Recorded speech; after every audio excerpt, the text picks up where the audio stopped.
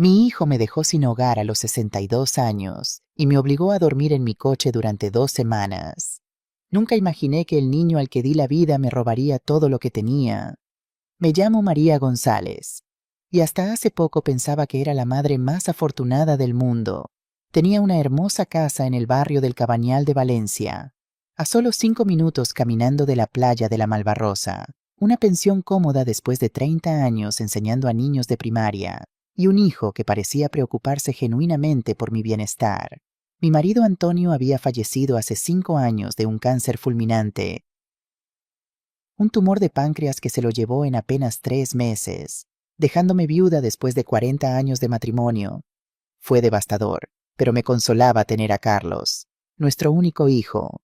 Carlos solía llamar 2 veces por semana, visitarme cada domingo para comer paella, y siempre insistía en ayudarme con el jardín o pequeñas reparaciones de la casa. A sus 37 años, había logrado una buena posición como consultor financiero. Se había casado con Ana, una mujer elegante que trabajaba en la misma industria, y parecía llevar una vida estable y próspera. «Mamá, te estás haciendo mayor», me dijo una noche de junio mientras cenábamos arroz al horno, mi especialidad. «¿Qué pasaría si te ocurre algo en esta casa tan grande? ¿Y si te caes por las escaleras?» Ana asintió con expresión de preocupación. «Nos preocupamos por ti viviendo sola, María». Su inquietud parecía tan genuina, tan llena de amor, que me conmovió profundamente. Carlos había heredado los ojos marrones sinceros y los modales suaves de su padre, y cuando me miraba con ese afecto preocupado, mi corazón se derretía. Fue entonces cuando presentaron su solución. «Hemos estado pensando», dijo Ana con voz suave, «y si nos mudáramos aquí contigo podríamos encargarnos de la casa, ayudarte con todo, y no tendrías que preocuparte más». Carlos se inclinó hacia adelante con entusiasmo. «Y mamá, para hacerlo oficial y proteger tus bienes, probablemente deberíamos transferir la escritura a mi nombre.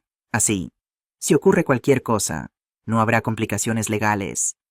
Debería haber visto las señales de alarma. Debería haberme preguntado por qué un hombre de 37 años y su esposa querían de repente vivir con su madre anciana. En lugar de eso, lo vi como la respuesta a oraciones que ni siquiera sabía que había estado haciendo.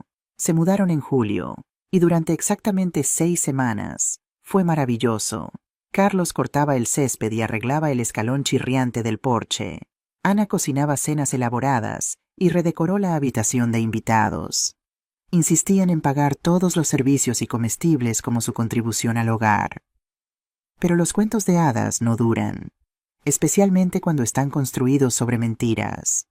La primera grieta apareció una tarde sofocante de agosto, cuando escuché a Carlos hablando por teléfono en el antiguo despacho de Antonio.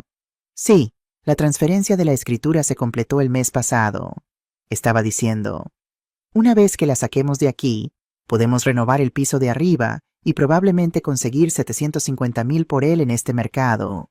Mi sangre se convirtió en agua helada. Sacarla de aquí. Me quedé paralizada fuera de la puerta, agarrando el marco tan fuerte que mis nudillos se pusieron blancos. La conversación que escuché ese día lo cambió todo, aunque estaba demasiado conmocionada para actuar de inmediato.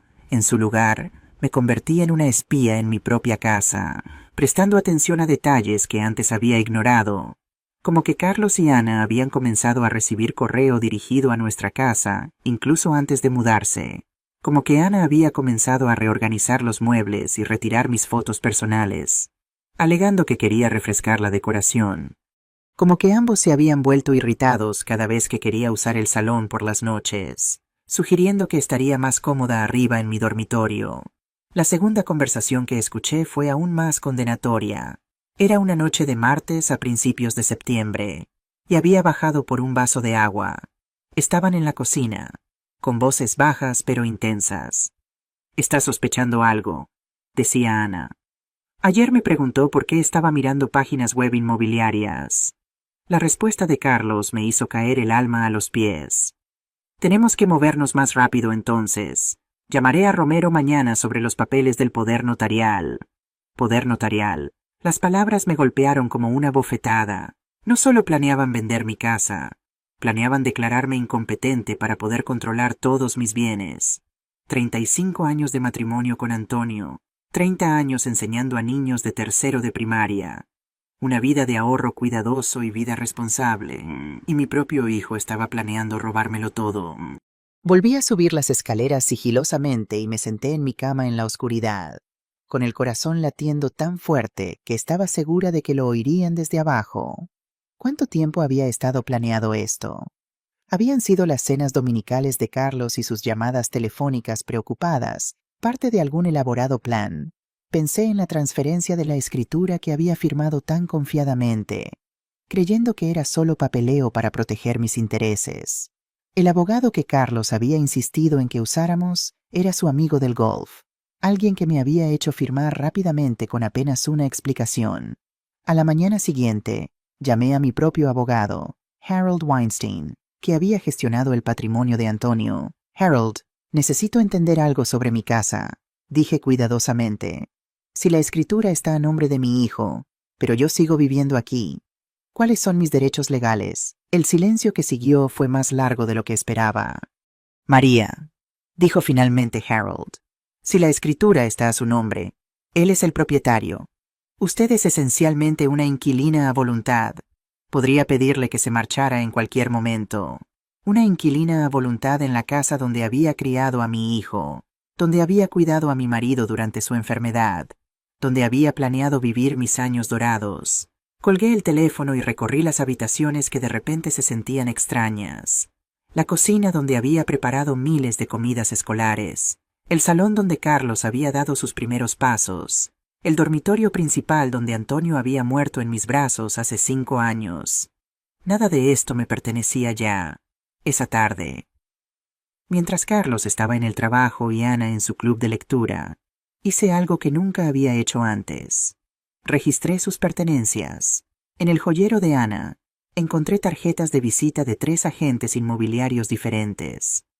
En el cajón del escritorio de Carlos, descubrí correos electrónicos impresos sobre préstamos para reformas del hogar y una carpeta etiquetada Finanzas de Mamá que contenía fotocopias de mis extractos bancarios de los últimos 2 años. ¿Cómo había conseguido esos? La respuesta era simple y devastadora. Había estado planeando esto durante mucho tiempo. El final llegó rápidamente una vez que supe qué buscar. 3 días después de mi descubrimiento, Carlos me sentó para lo que llamó una conversación seria sobre tu futuro, mamá. Había preparado un discurso. Podía notarlo porque sus palabras salían demasiado suavemente, demasiado ensayadas. Ana y yo hemos estado hablando, comenzó, y creemos que sería mejor para todos si te mudaras a una residencia de ancianos. Hay un lugar muy agradable llamado Residencia Santa Teresa que tiene una plaza disponible. Residencia Santa Teresa. Conocía el lugar. Era donde Marta Hernández de la iglesia había ido cuando su familia decidió que era demasiado problema cuidarla en casa. Marta había muerto en 6 meses. No por enfermedad, sino de corazón roto. No necesito una residencia de ancianos, dije tranquilamente. Soy perfectamente capaz de cuidar de mí misma. La sonrisa condescendiente de Carlos me puso la piel de gallina. Mamá, tienes 62 años. La semana pasada dejaste el fuego encendido. Ayer no podías recordar dónde habías puesto las llaves del coche. Ambas afirmaciones eran mentiras. El incidente del fuego había sido él cocinando el desayuno antes del trabajo. Las llaves del coche habían estado en el bolso de Ana después de que pidiera prestado mi coche para hacer recados. Pero los hechos no iban a importar aquí. Además, añadió Ana con falsa dulzura, la residencia Santa Teresa tiene todo tipo de actividades, noches de juegos, clases de manualidades, proyecciones de películas. Te encantaría. ¿Y qué pasa con esta casa?, pregunté, aunque ya sabía la respuesta. Carlos y Ana intercambiaron una mirada rápida. Bueno, como está a mi nombre ahora, probablemente la venderíamos, dijo Carlos. El mercado inmobiliario está muy bien ahora mismo, y honestamente, mamá, mantener una casa de este tamaño se está volviendo caro. El dinero de la venta ayudaría a pagar tus cuidados, ayudar a pagar mis cuidados. Más mentiras. Ya había buscado las tarifas de la residencia Santa Teresa en Internet. Incluso su habitación privada más cara costaba menos al mes que lo que valía mi casa. El resto del dinero desaparecería en los sueños de renovación y planes de vacaciones de Carlos y Ana. Necesito algo de tiempo para pensar en esto, dije finalmente. La cara de Carlos se endureció ligeramente. Mamá, estamos tratando de hacer lo mejor para ti. No hagas esto más difícil de lo que tiene que ser. 2 días después, me desperté y encontré todas las cerraduras cambiadas. Me quedé en mi propio porche delantero a las 7 de la mañana, todavía en camisón y bata, sosteniendo mi bolso y la pequeña bolsa de viaje que había preparado la noche anterior, cuando sentí que algo se avecinaba. Carlos abrió la puerta lo justo para hablar por la rendija. Lo siento, mamá, pero es por tu propio bien, dijo. La gente de la residencia Santa Teresa vendrá a las 10 para recogerte. No tiene sentido montar una escena, como si una madre que esperaba vivir en su propia casa estuviera siendo dramática. Carlos, por favor, dije, odiando cómo temblaba mi voz. Podemos hablar de esto. Pero ya estaba cerrando la puerta. A través de la ventana, podía ver a Ana en la cocina preparando café como si nada inusual estuviera sucediendo, como si no acabaran de dejar a su madre sin hogar.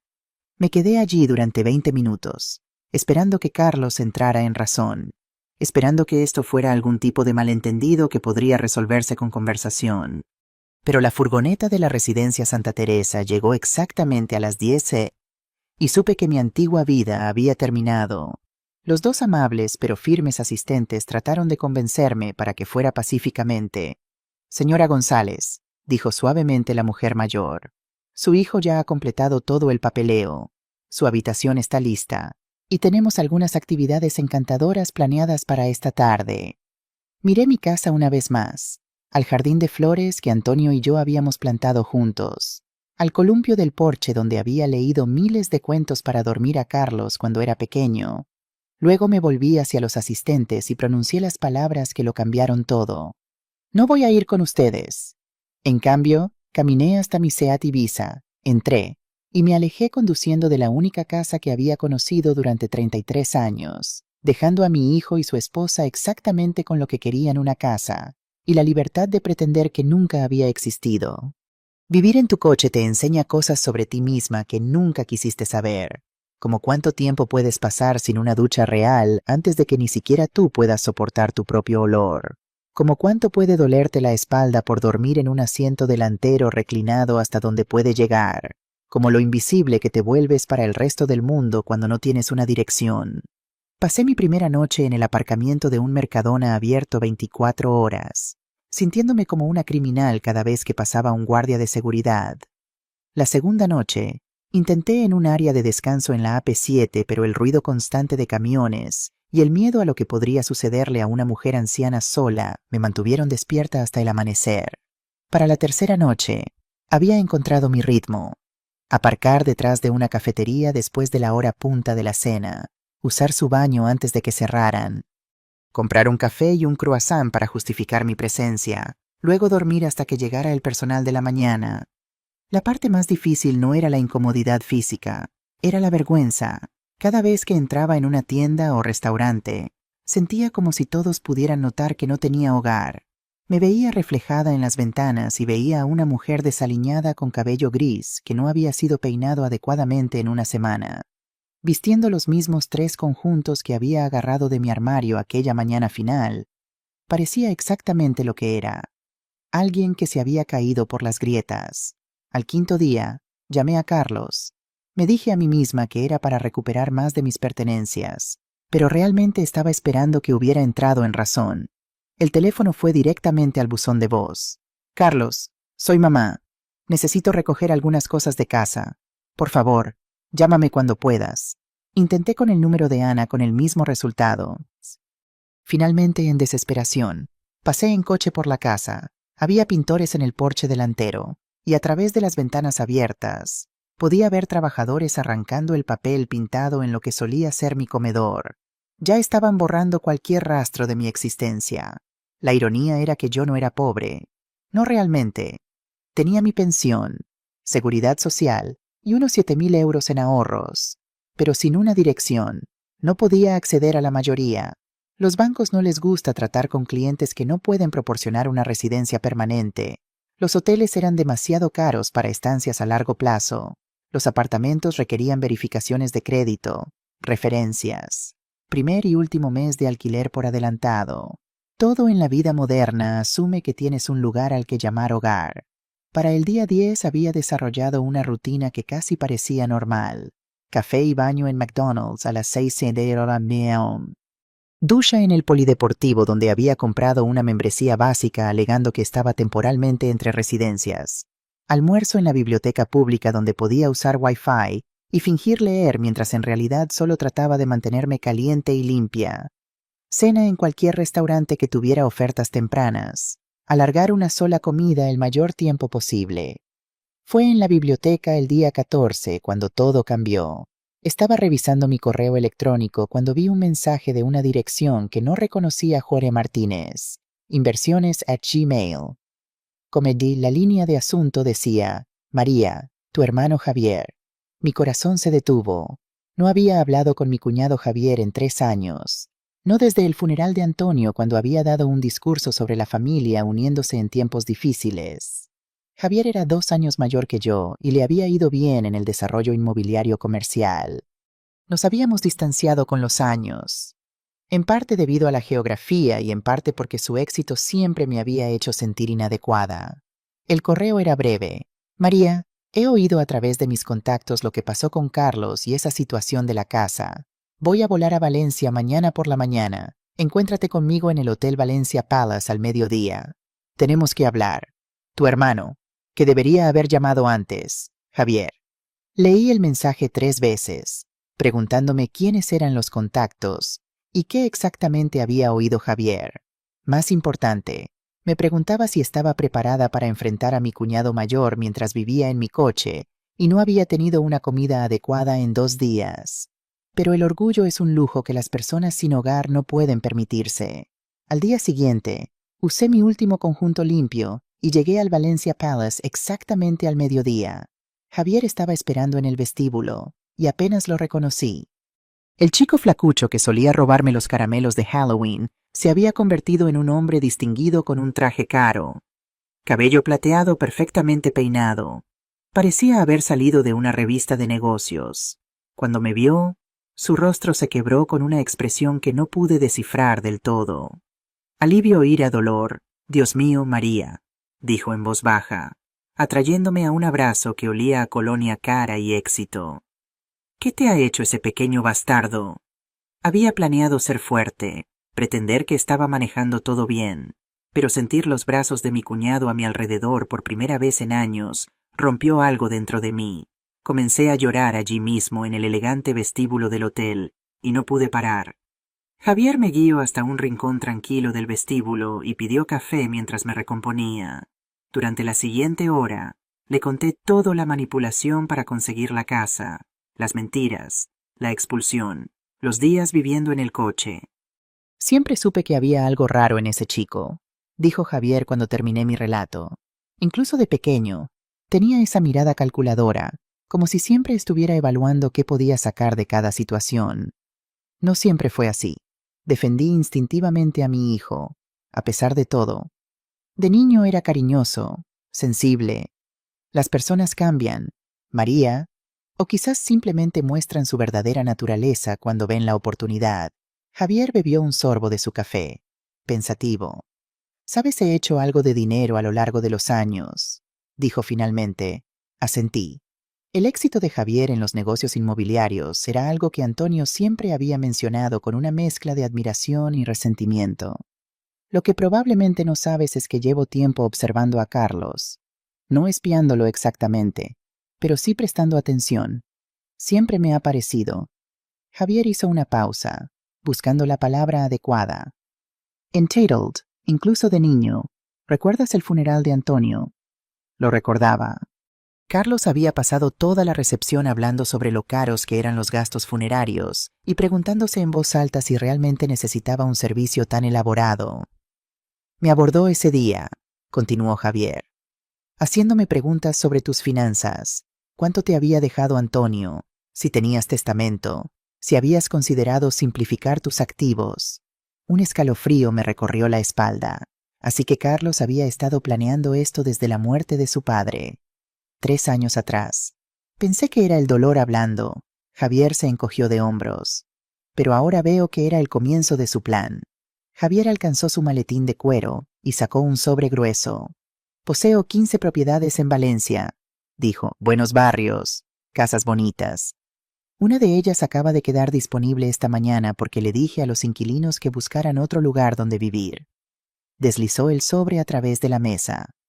Las llaves están ahí dentro, junto con la escritura. La casa es tuya, libre de cargas.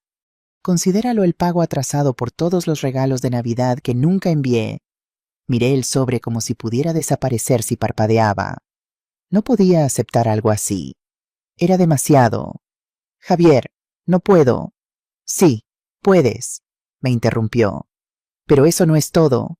Sacó un segundo sobre, más pequeño pero de alguna manera más pesado. También hay un cheque bancario ahí dentro. 2 millones de euros. La cifra me golpeó como un golpe físico. 2 millones de euros. Nunca había visto tanto dinero escrito en un cheque antes. No entiendo, susurré. Javier sonrió, y por un momento pude ver al chico travieso que solía ayudarme a atrapar luciérnagas en el jardín trasero. Tengo 64 años, María. Nunca tuve hijos. Nunca encontré a la mujer adecuada para establecerme.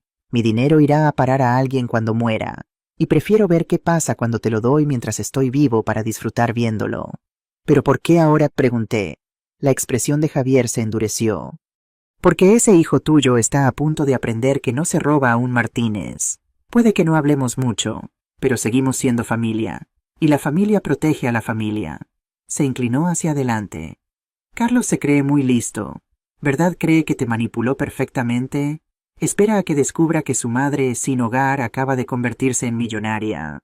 Miré los sobres de nuevo, apenas atreviéndome a creer que fueran reales. ¿Qué se supone que debo hacer con 2 millones de euros? La sonrisa de Javier fue absolutamente maliciosa. Lo que quieras, cuñada, pero si yo fuera tú, empezaría asegurándome de que Carlos sepa exactamente lo que tiró cuando cambió esas cerraduras. La casa que Javier me dio estaba en el barrio de Ruzafa, una de las zonas más de moda de Valencia. Era un piso de 3 dormitorios en un edificio modernista restaurado, con suelos de parquet, techos altos con molduras originales y una cocina que parecía sacada de una revista de decoración. Pasé mi primera semana allí simplemente vagando de habitación en habitación, tocando superficies y abriendo armarios, tratando de convencerme de que era real. El dormitorio principal tenía un vestidor más grande que algunas viviendas.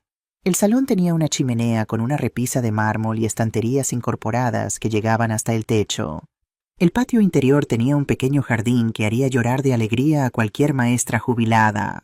Pero lo más satisfactorio fue establecer mi nueva situación financiera. Javier había recomendado una firma de gestión patrimonial, y pasé una tarde con un joven muy serio llamado Federico Torres, que me explicó carteras de inversión y tasas de interés con el tipo de reverencia generalmente reservada para ceremonias religiosas. Con inversiones conservadoras, dijo, podría vivir fácilmente con 120.000 euros al año sin tocar el principal. 120. 100 euros al año, más del triple de mi salario como maestra en su punto más alto, más de lo que Carlos ganaba en su trabajo de consultoría. La ironía era deliciosa. Mientras él renovaba mi antigua casa para venderla por quizás 750.000 euros de beneficio, yo estaba sentada sobre suficiente dinero para comprar 10 casas como esa. Compré ropa nueva primero, no ostentosa ni cara, solo prendas de calidad que me quedaban bien y me hacían sentir como yo misma de nuevo. Luego compré un coche nuevo, cambiando mi Seat Ibiza por un Audi A3 plateado que conducía como una nube y tenía más tecnología que el transbordador espacial. El vendedor no dejaba de mirar mi carnet de conducir y luego mi cheque, preguntándose claramente cómo una maestra jubilada podía permitirse un coche de 40.000 euros. Pero seguía siendo la misma María González que había enseñado en primaria durante 30 años. No podía simplemente sentarme en mi hermosa casa gastando dinero sin rumbo. Necesitaba un propósito, un plan.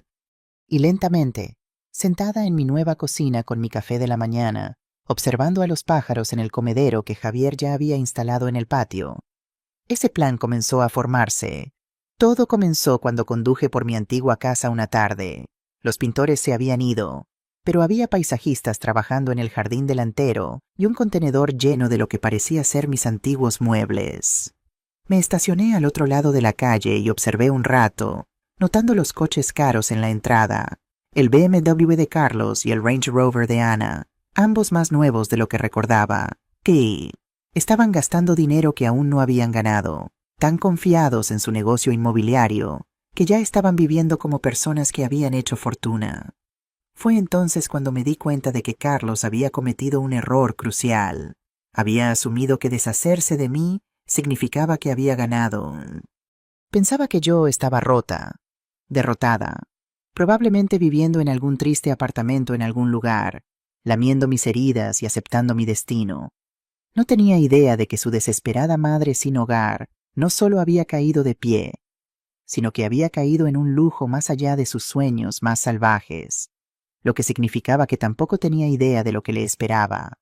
Conduje a casa y abrí mi laptop, pasando el resto de la tarde investigando todo lo que pude encontrar sobre las finanzas de mi hijo.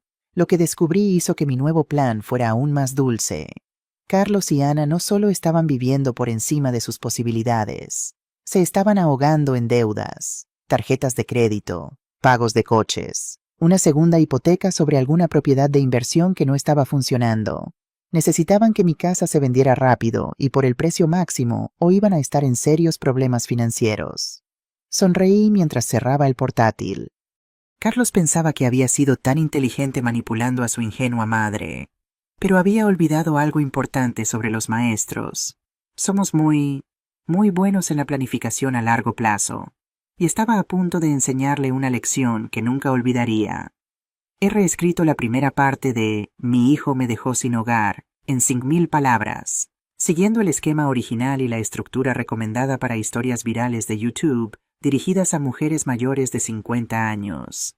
Esta nueva versión 1 comienza con un gancho impactante que resume la traición familiar y financiera. 2. Establece a María como una protagonista simpática y digna. 3. Desarrolla gradualmente los signos de alarma que María ignoró. 4. Crea un arco narrativo que va desde la confianza hasta el descubrimiento y la traición. 5. Mantiene el primer clímax emocional expulsión de su casa y termina con el twist importante de la intervención de Javier.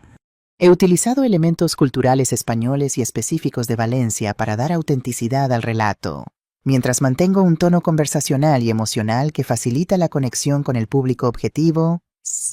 La historia incluye todos los elementos exitosos mencionados en el documento de referencia, una protagonista mayor vulnerable, una traición financiera familiar, señales de advertencia ignoradas, la intervención de un aliado inesperado y el comienzo de un plan de justicia y empoderamiento. ¿Deseas que continúe con la reescritura de las partes 2 y 3 o prefieres algún ajuste específico en esta primera parte? Mi hijo me dejó sin hogar. Nunca imaginé que a mis 62 años me convertiría en detective privada, investigando a mi propio hijo. Pero cuando descubres que la persona que criaste es capaz de dejarte en la calle, comprendes que nunca conociste realmente a quien creías amar más que a nadie. La primera reunión con Mercedes Vidal fue idea de Javier. Necesitas conocer exactamente a qué te enfrentas, me dijo mientras tomábamos café en la terraza de mi nuevo piso en Ruzafa, con el sol de Valencia calentando la mañana. Mercedes es la mejor detective privada de la ciudad. Ha trabajado para mí en varios proyectos inmobiliarios y es absolutamente discreta. Mercedes resultó ser una mujer de unos 50 años, con el pelo negro recogido en un moño severo y unos ojos oscuros que parecían registrar cada detalle.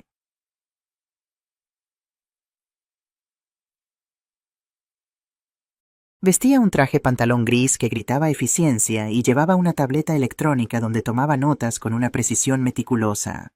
Cuénteme todo desde el principio, me pidió, sentada en mi salón. No omita ningún detalle, por insignificante que parezca. Durante 2 horas, le relaté la historia completa, el distanciamiento gradual de Carlos tras casarse con Ana, la propuesta de mudarse conmigo, la transferencia de la escritura, las conversaciones que había escuchado. Y finalmente, mi expulsión. Mercedes no mostró ninguna reacción emocional mientras hablaba. Solo asentía ocasionalmente y tomaba notas. Cuando terminé, finalmente levantó la mirada de su tableta. Señora González, basándome en lo que me ha contado, su hijo y su nuera no solo han cometido un fraude civil, sino posiblemente varios delitos penales. Necesito una semana para investigar completamente. Le proporcionaré un informe detallado de su situación financiera, sus actividades recientes y las posibles vulnerabilidades legales que podamos explotar. Explotar. La palabra me hizo sentir incómoda. A pesar de todo, Carlos seguía siendo mi hijo. Pero entonces recordé las noches en mi coche, la humillación de lavarme en baños públicos, y cómo se había deshecho de mis recuerdos como si fueran basura. Mi vacilación se evaporó. Haga lo que sea necesario, le dije a Mercedes. Durante esa semana, comencé a adaptarme a mi nueva vida. El piso de Ruzafa era más moderno y lujoso que cualquier lugar donde hubiera vivido. Tenía un sistema de domótica que me permitía controlar la iluminación y la temperatura con un comando de voz, electrodomésticos de última generación y una terraza con vistas al mercado de Ruzafa, uno de los más vibrantes de Valencia. Cada mañana me despertaba y por un momento me sentía desorientada, esperando ver las paredes familiares de mi antigua habitación. Pero luego recordaba, ya no era la María González que vivía de su modesta pensión y daba clases particulares para complementar sus ingresos. Era una mujer con recursos, con poder. El día que Mercedes me entregó su informe, Javier insistió en estar presente. Necesitarás apoyo emocional, me dijo. Y además, tengo experiencia en estos asuntos legales. Mercedes llegó puntual, con una carpeta gruesa bajo el brazo y una expresión que no auguraba buenas noticias. Nos sentamos en la sala de estar, con café recién hecho y pastas que había comprado en la panadería de la esquina, una pequeña normalidad en medio de la locura en que se había convertido mi vida. Su hijo está en graves problemas financieros, comenzó Mercedes sin preámbulos. Él y su esposa tienen aproximadamente 500.000 euros en deudas repartidas entre 12 tarjetas de crédito diferentes, préstamos personales y un préstamo para una inversión inmobiliaria fallida en Alicante. Extendió varios documentos sobre la mesa de café, extractos bancarios, informes de crédito, copias de contratos. Han estado utilizando transferencias de saldo y adelantos en efectivo para mantenerse a flote, pero se están quedando sin opciones. Sus tarjetas están prácticamente al límite y sus ingresos mensuales apenas cubren los pagos mínimos de sus deudas. Sentí una mezcla extraña de satisfacción y preocupación maternal. Por un lado, había una justicia poética en que Carlos estuviera sufriendo financieramente después de lo que me había hecho. Por otro, seguía siendo mi hijo, y años de instinto maternal no se desvanecen fácilmente. ¿Qué tiene que ver esto con mi casa?, pregunté. Mercedes sacó otra serie de documentos. Han firmado un contrato con un comprador para vender su antigua casa por 780.000 euros, condicionado a que las renovaciones se completen antes del 1 de diciembre. Si no cumplen esa fecha, no solo perderán la venta, sino que deberán pagar una penalización de 50.000 euros. Javier silbó suavemente. Eso explica por qué estaban tan desesperados por sacarte de allí rápidamente. Tenían un plazo que cumplir. Pero eso no es todo, continuó Mercedes, sacando más papeles. Hay algo más grave, algo que va más allá del terreno civil y entra directamente en lo criminal. Mi corazón se aceleró. ¿Qué más podría haber hecho Carlos? Su hijo ha estado abriendo cuentas bancarias y tarjetas de crédito a su nombre, utilizando documentos falsificados. Me mostró solicitudes de crédito con mi firma, pero que yo nunca había firmado. Extractos de cuentas bancarias a mi nombre en entidades donde nunca había tenido cuenta. Préstamos personales supuestamente solicitados por mí. En total, ha acumulado aproximadamente 180.000 euros en deuda a su nombre en los últimos 8 meses. La habitación pareció girar a mi alrededor. Robo de identidad, falsificación, fraude bancario. Mi propio hijo había estado sistemáticamente destruyendo mi crédito y mi nombre durante meses. ¿Cómo es posible?, susurré, mirando los documentos como si fueran serpientes venenosas. ¿Cómo pudo acceder a toda esta información? Tenía acceso a todos sus documentos mientras vivían juntos, explicó Mercedes. Pudo obtener copias de su DNI, su tarjeta de la Seguridad Social, sus extractos bancarios. Con eso y algunos contactos en el sector financiero, es relativamente sencillo. Si denunciara esto a las autoridades, preguntó Javier, ¿qué pasaría con Carlos? Mercedes se enderezó en su asiento, su expresión profesional pero grave. No solo enfrentaría sanciones civiles. Estamos hablando de delitos graves: fraude bancario, robo de identidad, falsificación documental. Podría enfrentar entre 3 y 6 años de prisión, dependiendo de cómo lo juzguen los tribunales. Prisión. La palabra cayó como una losa en mi corazón. A pesar de todo lo que había hecho, la idea de ver a mi hijo tras las rejas me resultaba insoportable. Hay más, continuó Mercedes, aparentemente insensible a mi angustia. Las obras de renovación en su antigua casa están recortando gastos de maneras que podrían ser peligrosas. Trabajos eléctricos sin licencia, cambios de fontanería sin permiso, modificaciones estructurales que no han sido inspeccionadas. Sacó fotografías del interior de mi antigua casa, mostrando paredes a medio derribar, cableado expuesto, tuberías improvisadas. Si alguien informara de esto al Departamento de Urbanismo del Ayuntamiento de Valencia, todas las obras tendrían que detenerse inmediatamente hasta que se resolvieran las infracciones. Eso podría llevar semanas, incluso meses, especialmente si los inspectores deciden ser minuciosos. Javier sonrió, una expresión que me recordó a un depredador acechando a su presa. Eso retrasaría la venta más allá del 1 de diciembre. Exactamente, asintió Mercedes. Y desencadenaría la penalización de 50.000 euros, además de todos los costes adicionales para obtener los permisos adecuados y corregir el trabajo ya realizado. Me quedé mirando los documentos esparcidos sobre la mesa. Las pruebas del engaño y la traición de mi hijo. Parte de mí quería llorar, rendirse a la pena de saber que el niño que había criado con tanto amor había hecho algo tan terrible. Pero otra parte, una parte que crecía cada día más fuerte, quería justicia. ¿Qué recomienda que haga?, pregunté finalmente a Mercedes. La detective me miró directamente, sin emociones, pero con absoluta claridad. Tiene 3 opciones. Señora González, puede ignorar todo esto y seguir adelante con su nueva vida, dejando que su hijo se salga con la suya. Puede presentar cargos penales y verlo enfrentarse a las consecuencias legales completas de sus acciones. O puede utilizar esta información para negociar en sus propios términos.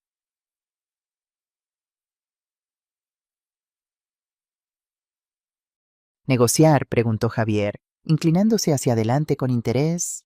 Mercedes asintió. Tienen mucho que perder. Usted tiene pruebas que podrían destruirlos legal y financieramente. Eso le da poder, y el poder siempre puede negociarse. Miré por la ventana hacia la bulliciosa calle Ruzafa, viendo a la gente pasar, ajenos al drama que se desarrollaba en mi salón. Pensé en Antonio, en lo que habría dicho en esta situación. Siempre había sido un hombre justo, pero firme. Necesito tiempo para pensar, dije finalmente. Por supuesto, respondió Mercedes, recogiendo sus documentos y colocándolos de nuevo en la carpeta. Pero no espere demasiado. Su hijo está desesperado, y la gente desesperada a veces toma decisiones aún más destructivas. Después de que Mercedes se marchara, Javier se quedó conmigo, sentado en silencio mientras yo procesaba todo lo que había descubierto. ¿Qué harías tú?, le pregunté finalmente. Javier suspiró, pasándose una mano por su cabello plateado.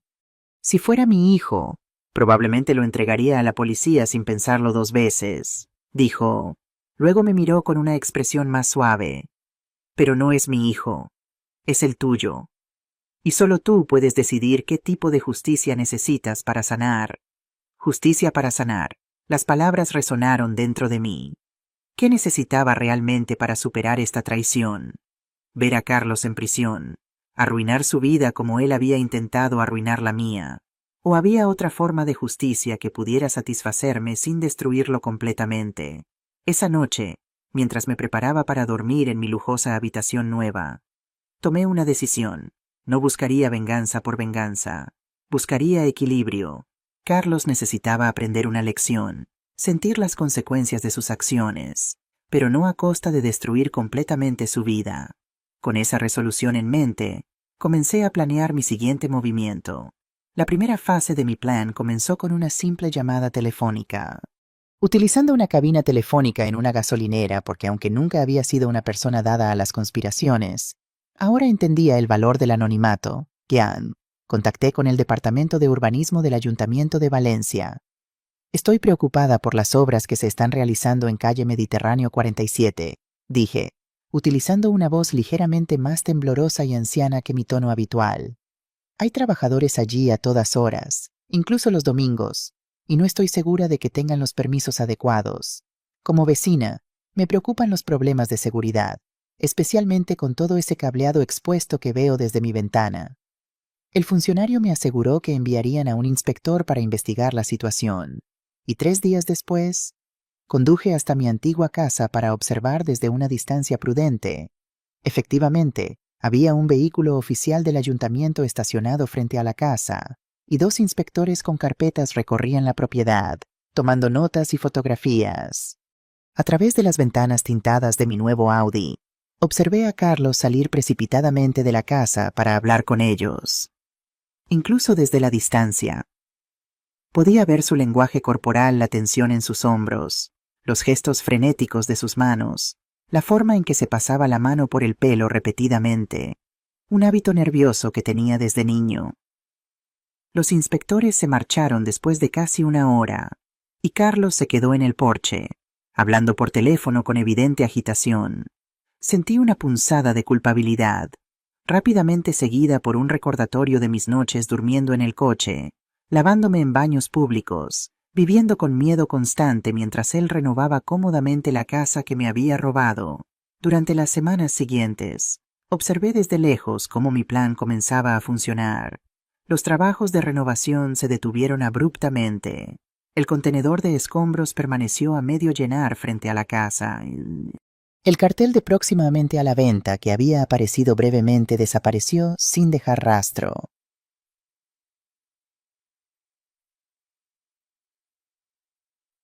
Mercedes, que seguía monitorizando la situación, me informaba regularmente de los desarrollos. Han recibido múltiples citaciones por infracciones del Código de Construcción, me dijo durante una de nuestras reuniones. Tendrán que rehacer gran parte del trabajo eléctrico y de fontanería, y contratar a profesionales certificados en lugar de los trabajadores sin licencia que estaban utilizando para ahorrar costes. ¿Cuánto retrasará esto la venta?, pregunté. Al ritmo actual, es prácticamente imposible que terminen antes del 1 de diciembre. Ya están a mediados de octubre, y los trámites burocráticos para los nuevos permisos pueden llevar semanas.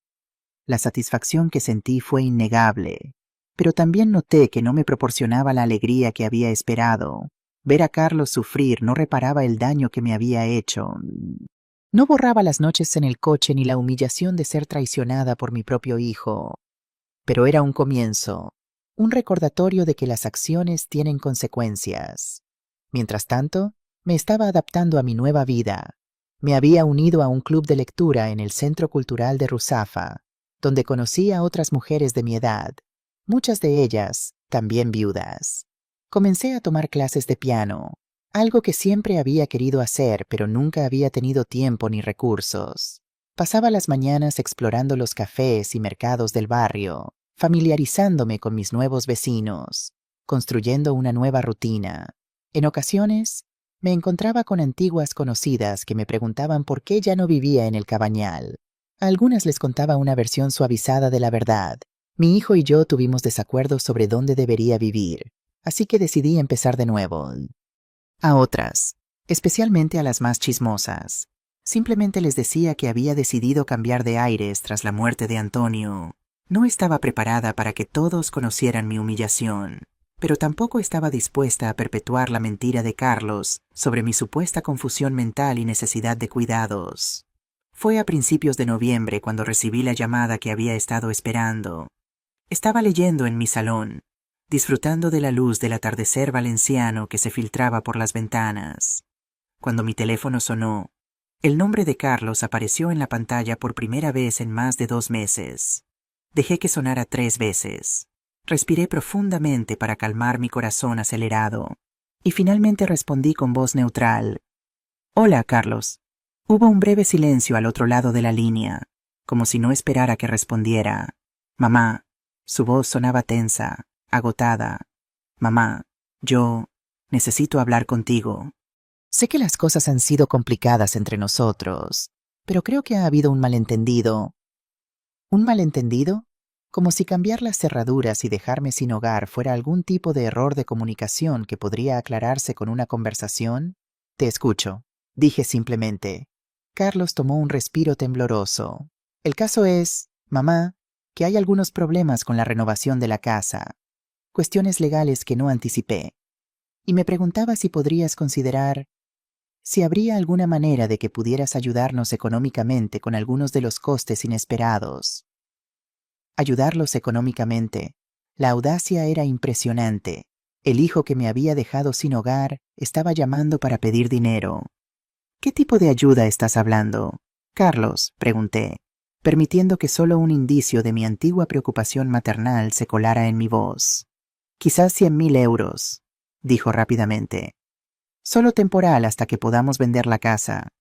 Sé que la residencia es cara, pero si tienes algún ahorro, o si pudieras pedir un préstamo contra tu pensión. Estaba divagando ahora, la desesperación haciéndole descuidado con sus palabras. Seguía pensando que yo estaba en una residencia, gastando mis pequeños ahorros en cuidados que nunca había necesitado. Carlos, interrumpí suavemente. Estoy viviendo con ingresos fijos. No tengo 100.000 euros. Técnicamente no era una mentira. No tenía 100.000 euros. Tenía 2 millones. Pero Carlos no necesitaba saber eso. El silencio se extendió durante casi 30 segundos. Cuando Carlos habló de nuevo, su voz era diferente, más dura. Mamá, tienes que entender. Si esta renovación de la casa fracasa, Ana y yo podríamos perderlo todo. Nuestros coches, nuestro crédito, quizás incluso nuestros trabajos si tenemos que declararnos en bancarrota. Eres mi madre. ¿Eso no significa nada para ti? Y ahí estaba. La misma manipulación que había utilizado para conseguir que firmara la transferencia de la escritura. El mismo chantaje emocional envuelto en una preocupación por la obligación familiar, excepto que esta vez no era una viuda solitaria desesperada por la conexión con su único hijo. Esta vez tenía opciones. Carlos, dije en voz baja, creo que deberíamos vernos en persona. Hay cosas importantes que debemos discutir. Su alivio fue palpable incluso a través del teléfono. Probablemente pensaba que me había ablandado, que podría manipularme más fácilmente cara a cara. Claro, mamá, cuando quieras. Puedo recogerte en la residencia. No, le interrumpí. Nos encontraremos en un lugar público, la cafetería Valor en la Plaza de la Reina. Este sábado a las 5. Tendremos una conversación larga y necesaria. De acuerdo, respondió, claramente confundido por mi tono y mi firmeza. Te veré allí. Después de colgar, me quedé mirando el teléfono por un largo momento. El momento que había estado preparando durante semanas finalmente había llegado. Carlos estaba desesperado, acorralado financieramente, y venía a mí buscando una salida. Llamé inmediatamente a Mercedes y a Sofía Ramírez, la abogada que Javier me había recomendado.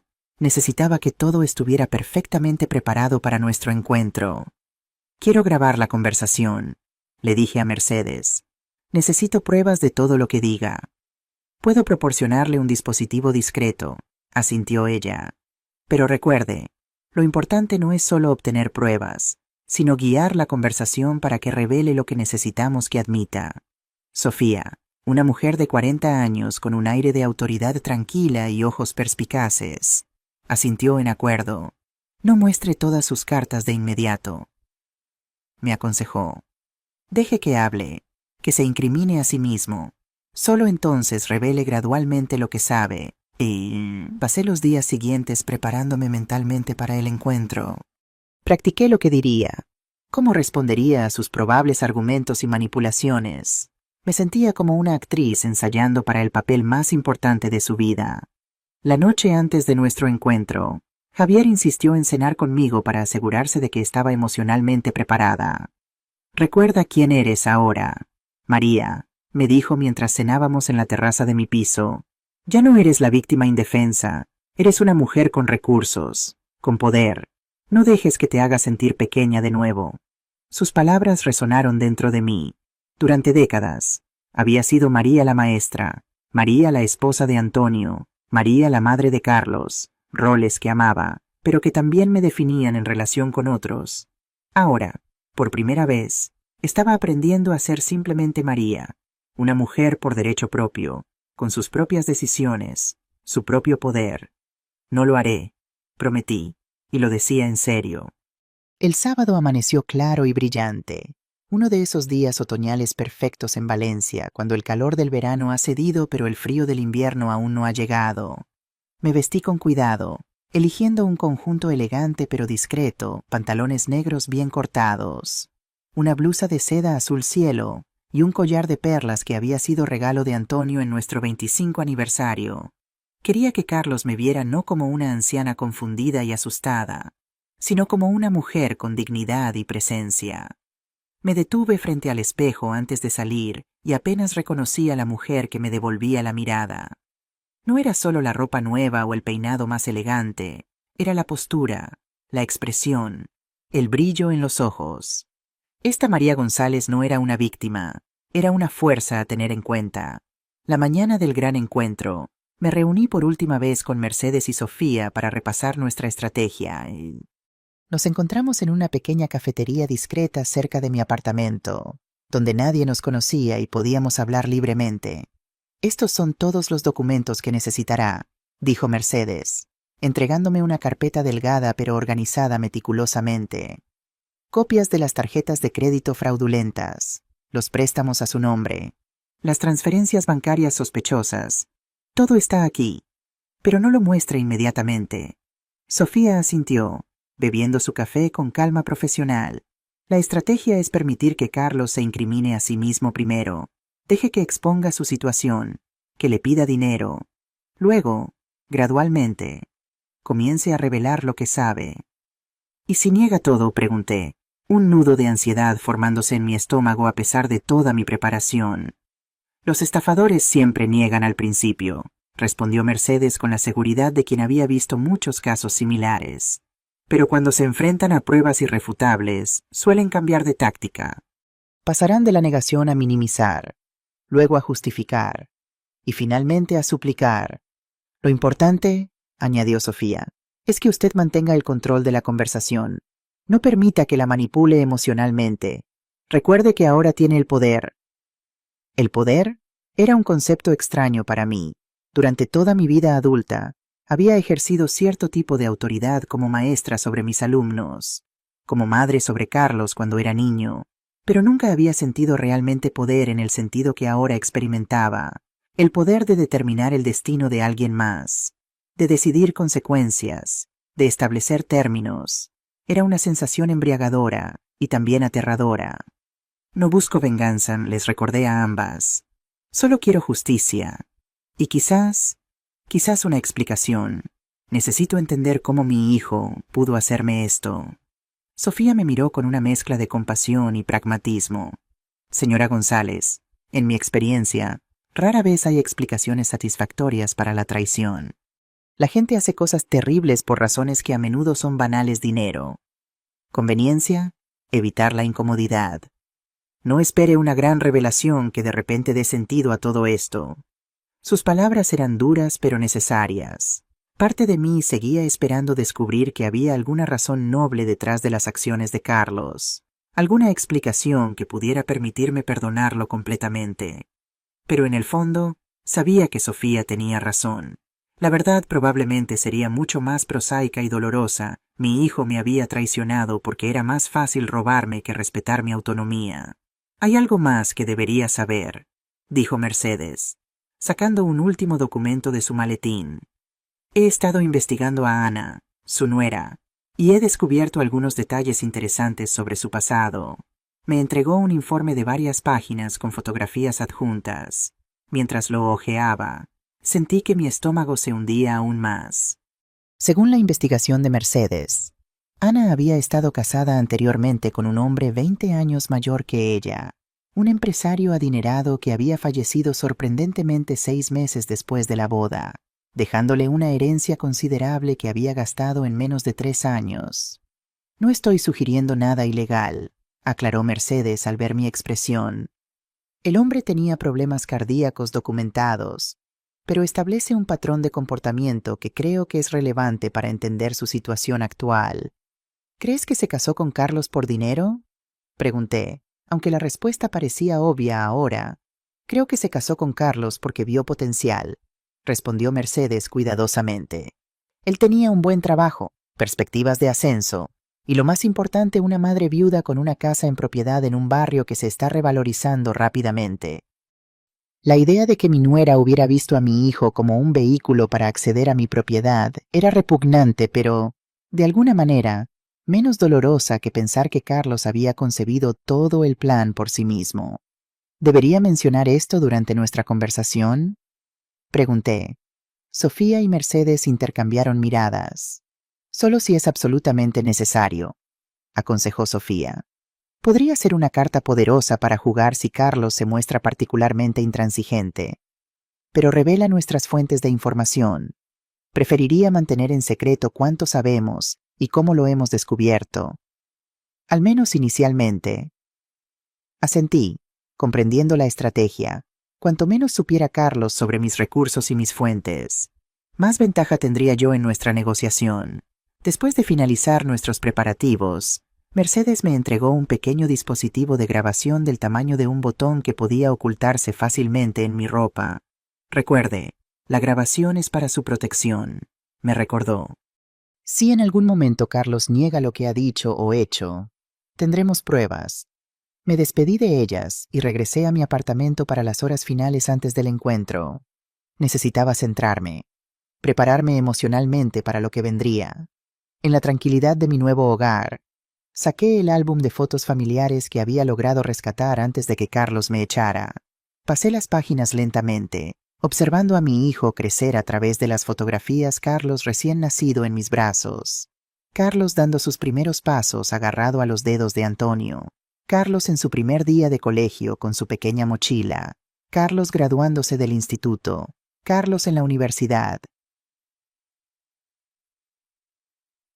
¿En qué momento el niño dulce de estas fotografías se había convertido en el hombre que me había dejado sin hogar? Había habido señales que no vi, momentos en que podría haber intervenido, haber enseñado mejores valores, haber establecido límites más claros, o quizás la pregunta más dolorosa, había estado siempre ahí, esa veta de egoísmo y frialdad, esperando la oportunidad adecuada para manifestarse. Cerré el álbum de fotos, sabiendo que estas preguntas probablemente nunca tendrían respuestas satisfactorias.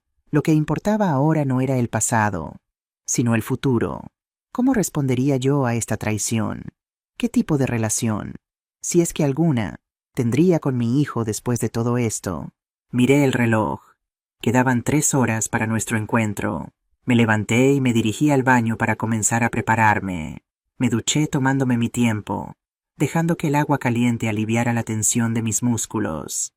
Me sequé el cabello con cuidado, aplicando productos que nunca antes había usado pero que ahora formaban parte de mi nueva rutina.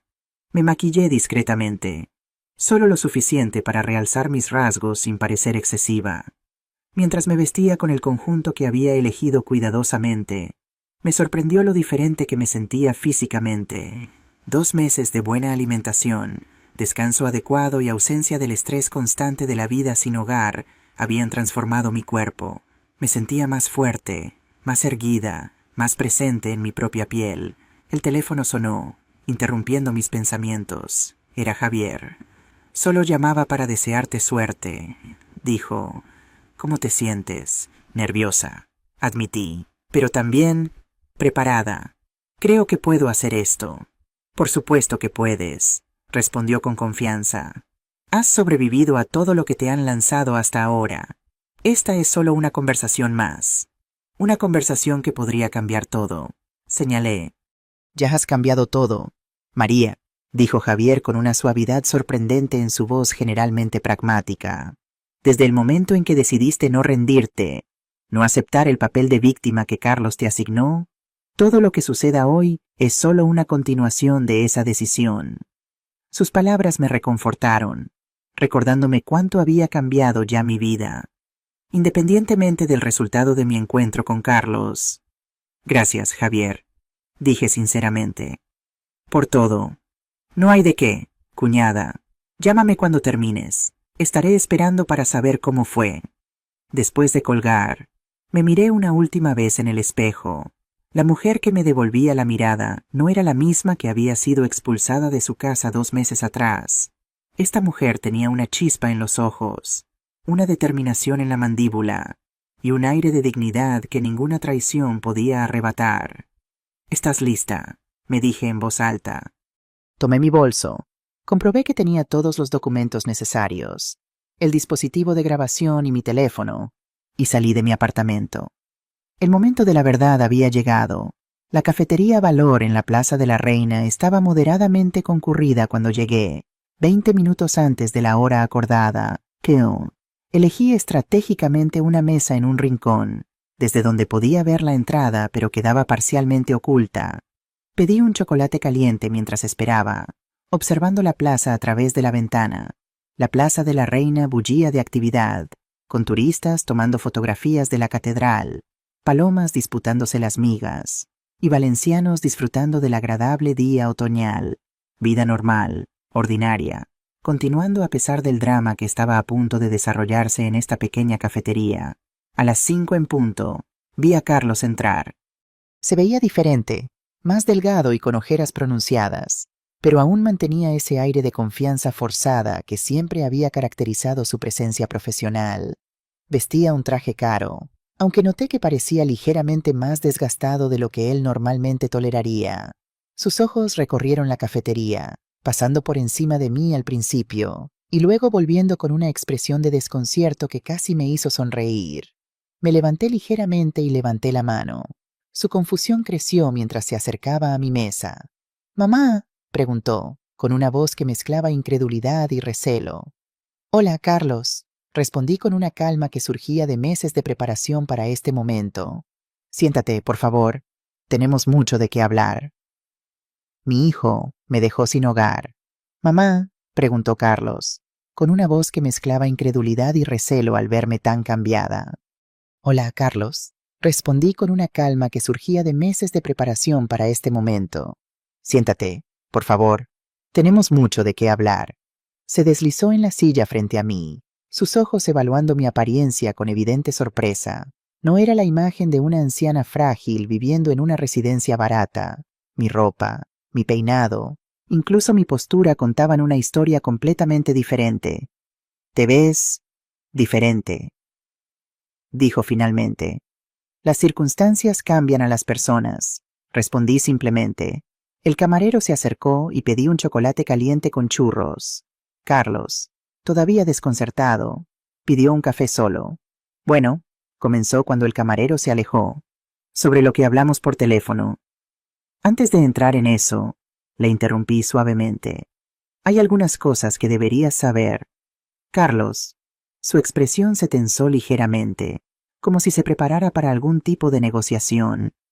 «Te escucho», dijo, adoptando el mismo tono que yo había usado en nuestra llamada telefónica. «En primer lugar, no estoy en ninguna residencia de ancianos». Sus ojos se abrieron ligeramente, pero se recuperó rápidamente. «No pensé que habías decidido que sería lo mejor, después de nuestra discusión». «¿Discusión?», repetí con una sonrisa triste. «Así es como llamas a cambiar las cerraduras de mi casa y contratar personas para que me lleven a una residencia contra mi voluntad». Carlos se movió incómodamente en su silla. «Mamá, estabas confundida, no estabas tomando buenas decisiones. Solo intentábamos hacer lo mejor para ti». Y lo mejor para mí era dormir en mi coche durante 2 semanas. Eso lo sorprendió. Su máscara de preocupación filial se deslizó por un momento, revelando algo más calculador debajo. «¿Dormiste en tu coche?», preguntó lentamente. «Pensé que te habías ido con alguna amiga o...». Se detuvo, dándose cuenta de su error. «¿O qué, Carlos, a la residencia que habías organizado, la que les has estado diciendo a todos los vecinos que elegí voluntariamente?» El camarero regresó con nuestras bebidas, creando una pausa en nuestra tensa conversación. Cuando se alejó, tomé un sorbo de mi chocolate caliente y observé a Carlos por encima del borde de la taza. Estaba tratando de recalibrar, de encontrar una nueva estrategia. «Mamá, si hubo algún malentendido, lo siento», dijo finalmente. su voz suavizándose en ese tono condescendiente que había comenzado a utilizar conmigo. Pero eso no cambia nuestra situación actual. Ana y yo estamos en apuros y necesitamos tu ayuda. ¿Qué tipo de apuros exactamente? Carlos dudó, evidentemente sopesando cuánto revelar. Problemas con los permisos de construcción en la casa, retrasos inesperados, costes adicionales. Tenemos un comprador interesado, pero todo debe estar terminado para el 1 de diciembre o perderemos la venta y tendremos que pagar una penalización. Qué desafortunado, comenté, manteniendo mi tono neutral. ¿Y crees que yo debería ayudarte con esto? Eres mi madre, dijo, como si eso lo explicara todo. Sí, lo soy. Asentí. La misma madre cuya casa robaste, la misma madre que dejaste sin hogar, la misma madre a la que has estado diciendo a todo el mundo que está senil y necesita atención especializada. Carlos palideció ligeramente, pero se recuperó rápido. Estás exagerando. Mamá, legalmente, la casa está a mi nombre, firmaste los papeles. Y en cuanto a lo otro, solo estábamos preocupados por tu bienestar. Mi bienestar, repetí. Por supuesto, decidí que era hora de comenzar a revelar mis cartas, una por una. Carlos, ¿sabes dónde he estado viviendo estas últimas semanas? Obviamente no en la residencia, respondió con un toque de irritación. ¿Con alguna amiga? Saqué mi teléfono y le mostré una foto de mi nuevo piso en Ruzafa. Su expresión al ver la imagen fue impagable, una mezcla de confusión, incredulidad y el principio de algo parecido al miedo. Este es mi nuevo hogar, dije tranquilamente. Un piso bastante bonito en Ruzafa, 3 dormitorios, 2 baños, terraza con vistas al mercado, completamente amueblado, decorado a mi gusto. No entiendo, dijo lentamente. ¿Cómo un piso en Ruzafa cuesta al menos €500,000? Completé por él. Sí, más o menos eso vale, aunque en realidad no me costó nada. Fue un regalo. La confusión en su rostro era total ahora. ¿Un regalo de quién? De tu tío Javier. El nombre cayó entre nosotros como una bomba. Carlos conocía a Javier, por supuesto, pero siempre había existido cierta tensión entre ellos, exacerbada por la tendencia de Javier a señalar los defectos de carácter que veía en mi hijo. ¿El hermano de papá? Preguntó, claramente intentando procesar esta nueva información. Pero si apenas habéis mantenido contacto desde que murió papá, ¿por qué te regalaría un piso Tate? Resulta que Javier tiene muy buena memoria, dije, removiendo lentamente mi chocolate. Recuerda perfectamente cómo te comportaste en el funeral de tu padre, haciendo preguntas sobre mis finanzas, cuánto me había dejado Antonio, si tenía testamento. Le pareció extraño entonces, pero no le dio demasiada importancia, hasta que supo lo que habías hecho. El rostro de Carlos se tensó. Estaba comenzando a comprender que esta no era la conversación que había esperado tener. ¿Y cómo exactamente se enteró Javier de nuestros asuntos familiares privados? Valencia es una ciudad pequeña, Carlos. Las noticias viajan, especialmente cuando son jugosas. Un hijo que echa a su madre de casa, que la deja sin hogar para vender la propiedad. Es el tipo de historia que la gente comenta. Carlos miró a su alrededor nerviosamente, como temiendo que alguien pudiera estar escuchando nuestra conversación. Así que Javier te dio un piso, dijo, intentando sonar casual. Eso está bien, me alegro por ti, pero eso no resuelve nuestro problema actual. ¿Tu problema? ¿Quieres decir? Nuestro problema.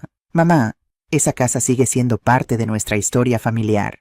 No quiero que termine siendo embargada o mal vendida porque no podemos terminar las renovaciones a tiempo. Era fascinante observar cómo intentaba reencuadrar la situación, convertir su robo en una preocupación por el patrimonio familiar. En otras circunstancias, casi habría admirado su habilidad para manipular la narrativa. Hay algo más que deberías saber, Carlos, dije, sacando lentamente un sobre de mi bolso. Javier no solo me dio un piso. Abrí el sobre y saqué la copia de un cheque bancario. Lo deslicé por la mesa hasta él. Sus ojos se agrandaron al ver la cantidad 2 millones de euros. Esto es... comenzó, pero las palabras parecían fallarle. 2 millones de euros, completé por él. Mi patrimonio neto actual. Bastante más que el valor de la casa que me robaste. ¿No crees? Carlos levantó la mirada del cheque. Y vi algo nuevo en sus ojos. Cálculo. Estaba recalculando rápidamente, ajustando su estrategia ante esta nueva información. Mamá, esto es maravilloso, dijo, intentando sonar sinceramente feliz. ¿Te das cuenta de lo que esto significa? Ahora puedes ayudarnos con los problemas de la casa. Y todos salimos ganando. Nosotros terminamos las renovaciones. Tú obtienes un porcentaje de la venta. Y podemos dejar atrás todo este desagradable malentendido. Negué lentamente con la cabeza, casi impresionada por su descaro. No has entendido nada, ¿verdad? No estoy aquí para negociar cómo voy a ayudarte. Estoy aquí para explicarte exactamente qué consecuencias tendrán tus acciones. La sonrisa falsa de Carlos se congeló. ¿Qué quieres decir con consecuencias? En lugar de responder directamente, saqué otro sobre de mi bolso. Este contenía los informes de Mercedes sobre las actividades financieras fraudulentas de Carlos. ¿Sabías que el fraude de identidad es un delito grave en España de 3 a 6 años de prisión, según me han informado? Y eso sin contar la falsificación documental, el fraude bancario y posiblemente la estafa agravada debido a nuestra relación familiar. Extendí algunos documentos seleccionados, copias de solicitudes de crédito con mi firma falsificada, extractos de cuentas bancarias abiertas a mi nombre, préstamos solicitados utilizando mi identidad. 180.000 euros. Carlos, eso es lo que has robado utilizando mi nombre en los últimos 8 meses. Su rostro había perdido todo color. Ya no intentaba mantener su fachada de hijo preocupado. No sé de qué estás hablando, dijo, pero su voz carecía de convicción. Por favor, no insultes mi inteligencia. Tengo todas las pruebas, documentadas y verificadas por profesionales. Podría entregarte a la policía hoy mismo. Carlos miró a su alrededor frenéticamente, como un animal acorralado buscando una salida. Esto es ridículo. No puedes probar nada. Podría haber sido Ana, o cualquier otra persona. ¿Estás dispuesto a ir a juicio para averiguarlo? Pregunté suavemente. ¿Estás dispuesto a arriesgar tu futuro, tu carrera, tu libertad, basándote en la esperanza de que un juez crea que alguien más falsificó mi firma exactamente igual que tú lo harías? El silencio que siguió fue revelador. Carlos estaba atrapado y lo sabía, pero aún no había terminado con él. Hay más, continué. Las infracciones en la construcción de la casa, los trabajos sin licencia, las modificaciones estructurales no aprobadas. ¿Sabes quién alertó al Departamento de Urbanismo? Sus ojos se abrieron con comprensión repentina. «¿Fuiste tú?», susurró. «Fui yo», confirmé. Así como también he sido yo quien ha estado proporcionando información actualizada sobre cada nueva infracción que cometéis. Cada vez que intentáis saltaros un permiso, cada vez que contratáis a un trabajador sin licencia para ahorrar costes, el Departamento de Urbanismo lo sabe al día siguiente. «¿Por qué harías esto?», preguntó, genuinamente perplejo. «Es tu casa también, tu historia». «Era mi casa», corregí, «hasta que me manipulaste para que te la cediera y luego me echaste a la calle. En ese momento, dejó de ser mi casa. Ahora es solo un edificio que simboliza tu traición». Carlos pasó de la incredulidad a la ira en un instante. «Así que esto es venganza, arruinar nuestras vidas por un malentendido». «No, Carlos, esto es justicia. Hay una diferencia fundamental. La venganza busca infligir daño por el daño sufrido. La justicia busca equilibrar la balanza, asegurar que las acciones tengan consecuencias proporcionadas». «¿Y cuáles son esas consecuencias proporcionadas según tú?», preguntó con amargura. Era el momento que había estado esperando, el punto al que había querido llegar desde el principio de nuestra conversación. «Tengo 2 opciones», dije, reclinándome en mi asiento. «Puedo presentar toda esta evidencia a la policía hoy mismo. Fraude de identidad, falsificación, robo. Los cargos serían graves. O...». Dejé la frase intencionadamente inacabada, viendo cómo se aferraba a esa pequeña palabra «o», la posibilidad de una salida. «¿O qué?», preguntó finalmente, su voz apenas audible. «¿O puedo decidir que no vale la pena ver a mi único hijo en prisión, a pesar de lo que me ha hecho?» La esperanza iluminó su rostro brevemente. «Pero eso no significa que no haya consecuencias», continué. «Si elijo no presentar cargos penales, tendrás que aceptar ciertas condiciones». «¿Qué condiciones?», Primera, cancelarás inmediatamente todas las cuentas y tarjetas de crédito abiertas a mi nombre. Pagarás todas las deudas acumuladas con esas cuentas, hasta el último céntimo. Carlos asintió rápidamente. Segunda, nunca más mencionarás mi nombre a nadie. No dirás que estoy confundida, senil o incapacitada. No dirás que vivo en una residencia. Si alguien pregunta por mí, dirás simplemente que ya no mantenemos contacto. Otro asentimiento, más lento esta vez. Tercera, nunca volverás a contactarme, a menos que yo lo permita explícitamente. Ni llamadas, ni mensajes, ni visitas inesperadas. Nuestra relación, tal como existía, ha terminado. Esta condición pareció afectarle más profundamente que las anteriores. A pesar de todo, todavía se veía a sí mismo como mi hijo, con todos los derechos y privilegios que eso conllevaba. ¿Estás diciendo que nunca más volveremos a hablar?, preguntó, con una vulnerabilidad en su voz que no había escuchado en años. Estoy diciendo que si alguna vez volvemos a tener una relación, será en mis términos, no en los tuyos. Y solo después de que hayas demostrado, con acciones y no con palabras, que has cambiado fundamentalmente como persona. Carlos bajó la mirada, procesando mis palabras. Por un momento, creí ver al niño que había sido, confundido y arrepentido después de cometer una travesura. Pero ese niño había desaparecido hace mucho tiempo, reemplazado por el hombre calculador que tenía delante. ¿Y qué pasa con la casa?, preguntó finalmente, revelando dónde estaban realmente sus prioridades. La casa es tuya legalmente, respondí. No voy a intentar recuperarla, pero tampoco voy a ayudarte con tus problemas actuales. Tendrás que enfrentar las consecuencias de tus propias decisiones, los permisos denegados, los trabajos mal hechos, la penalización si no cumples el plazo. Ese es tu problema, no el mío. Pero perderíamos todo, dijo, la desesperación clara en su voz. La penalización, las deudas acumuladas. Podríamos terminar en bancarrota. Sí, asentí.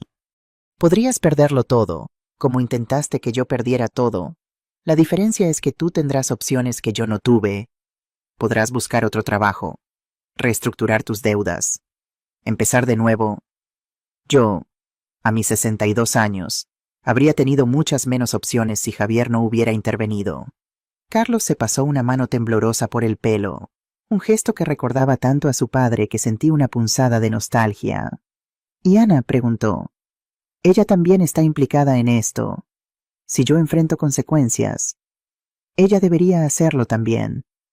Era la primera grieta real en su fachada. El primer indicio de que quizás no estaban tan unidos como había pensado.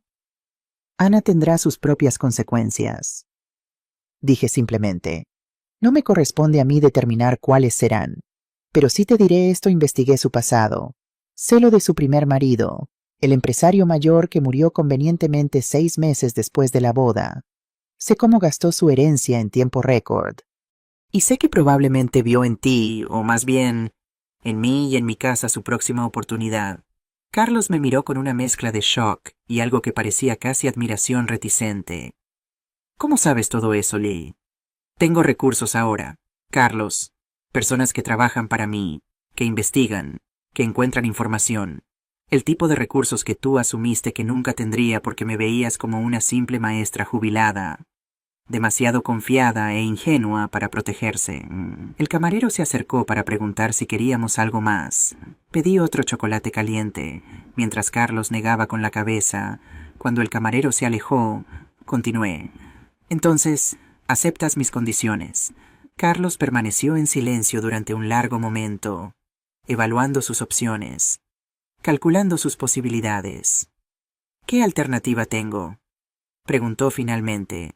Siempre hay alternativas, respondí. Podrías negarte, arriesgarte a enfrentar cargos penales, confiar en que un buen abogado pueda salvarte. Podrías intentar manipular la situación de alguna otra manera, o podrías aceptar mis términos y empezar a reconstruir tu vida, esta vez basada en la honestidad y el trabajo duro, no en explotar a otros. Otro silencio.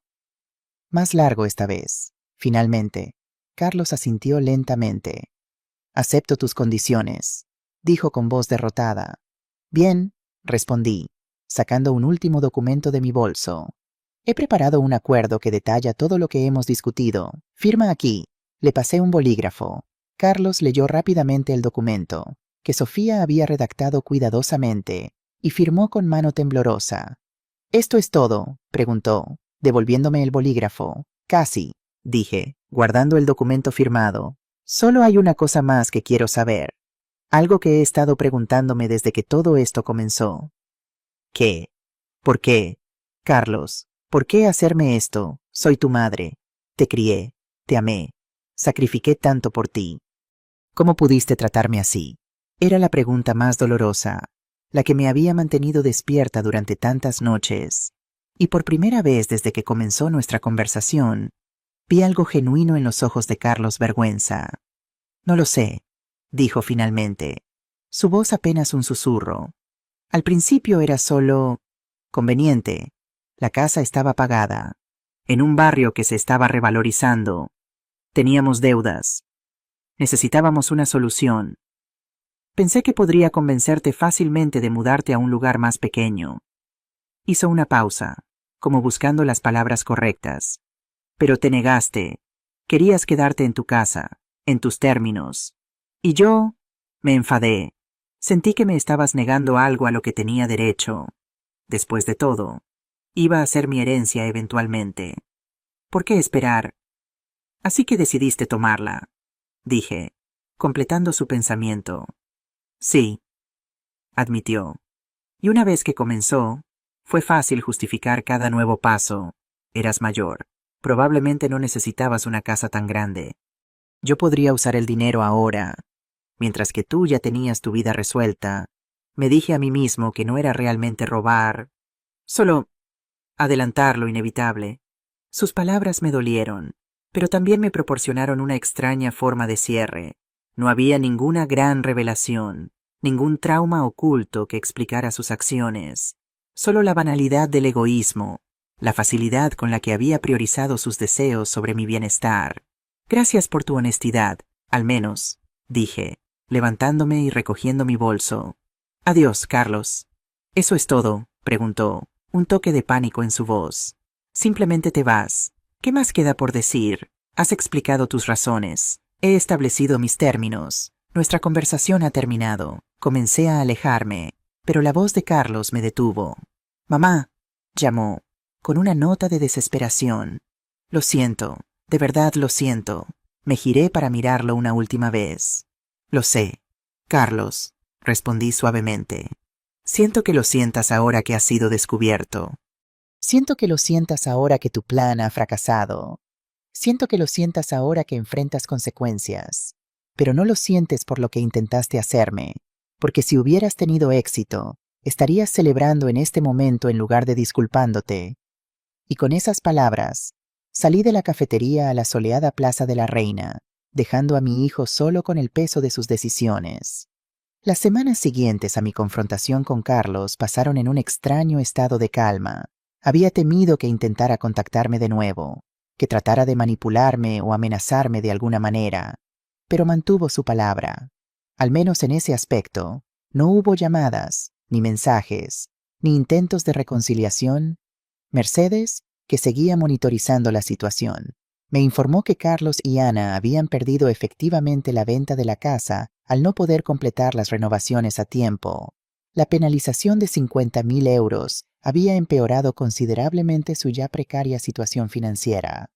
«Han puesto la casa a la venta tal como está», me dijo durante una de nuestras reuniones, «a un precio mucho menor del que esperaban originalmente.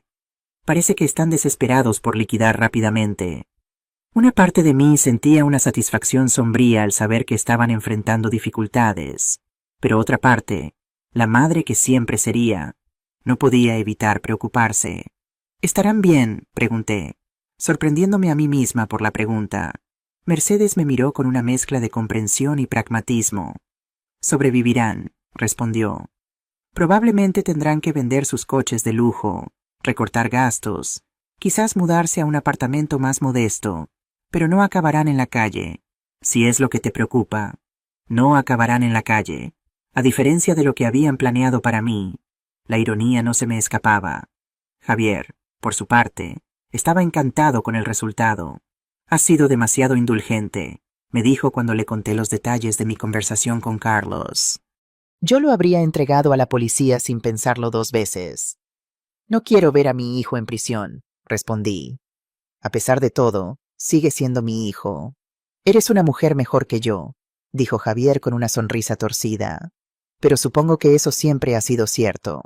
A medida que pasaban los días, descubrí que pensar en Carlos cada vez me dolía menos. El dolor no había desaparecido por completo, dudaba que alguna vez lo hiciera, pero se había transformado en algo más llevadero, más distante, como una vieja cicatriz que ya no duele al tocarla, solo recuerda una herida pasada. Me centré en construir mi nueva vida. Con la ayuda de Federico, mi asesor financiero, invertí parte de mi fortuna en varios proyectos que me apasionaban. Doné 500.000 euros para crear una fundación dedicada a ayudar a personas mayores víctimas de abusos financieros. La llamé Fundación Segunda Oportunidad y me impliqué personalmente en su gestión y dirección. También compré un pequeño apartamento adicional en el edificio para alquilarlo a un precio muy por debajo del mercado a una joven profesora de primaria recién llegada a Valencia. Recordaba lo difícil que había sido para mí y Antonio establecernos cuando éramos jóvenes, y quería ofrecer a alguien el tipo de oportunidad que yo nunca tuve. Mis días adquirieron un nuevo ritmo. Mañanas dedicadas a la fundación, coordinando con abogados y trabajadores sociales para identificar casos de abuso y proporcionar apoyo legal y financiero. Tardes para mis clases de piano, que resultaron ser una fuente inesperada de alegría. Noches para leer, para cenar con amigos, para disfrutar de la vibrante vida cultural de Valencia que antes apenas había experimentado. Javier y yo nos acercamos más, reparando lentamente la brecha que la disputa con Antonio había creado. Descubrí en mi cuñado no solo a un aliado financiero, sino a un amigo genuino, alguien que me hacía reír con su humor mordaz y me desafiaba con su perspectiva directa sobre la vida. Siempre fuiste la mejor de la familia, me dijo un día mientras cenábamos en la terraza de mi apartamento. Antonio tuvo suerte de encontrarte. Yo también tuve suerte, respondí, pensando en los buenos años, en la vida que habíamos construido juntos antes de que la enfermedad se lo llevara. A pesar de todo, no me arrepiento de nada. Ni siquiera de tener a Carlos, preguntó Javier, siempre directo. La pregunta me hizo reflexionar profundamente. Ni siquiera de eso, dije finalmente. Carlos me dio muchos años de alegría como madre antes de todo esto, y esta experiencia, por dolorosa que haya sido, me ha enseñado cosas sobre mí misma que nunca habría descubierto de otra manera.